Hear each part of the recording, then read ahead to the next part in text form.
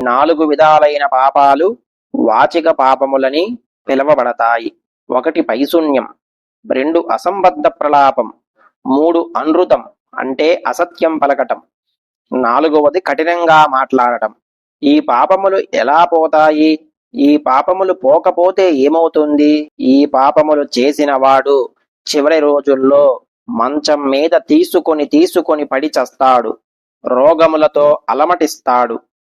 ఆసుపత్రుల పాలై గాని లేక ఇంటిలో రోగం వల్ల గాని ఇతరులు తనకు సరిగ్గా సేవలు చేయకపోతూ ఉంటే, తిండి వేలకు అందకపోతూ ఉంటే గిజగిజ కొట్టుకొని మలమూత్రాలు మంచం మీద విడిచిపెడుతూ, చాప మీద విడిచిపెడుతూ చివరికి చచ్చిపోతాడు. లేదా మరణించాక అతి భయంకరమైన అధోముఖి మొదలైన నరకాల్లో పడతాడు. తలక్రిందులుగా వేలాడగట్టి నోట్లో కాగడాలు పెట్టి తగలబెట్టి ఏడిపిస్తారు యమకింకరులు. ఈ అసత్య దోషాలు ఉన్నటువంటి, వాచిక దోషాలు ఉన్నటువంటి వాళ్ళని పట్టుకుంటారు. లేదా సూదులు గుచ్చుతారు నోట్లో. ఇలాంటి నరకాలు చాలా ఉన్నాయి. ఈ పాపములకు ప్రాయశ్చిత్తం ఇక్కడే చేసుకోవాలి.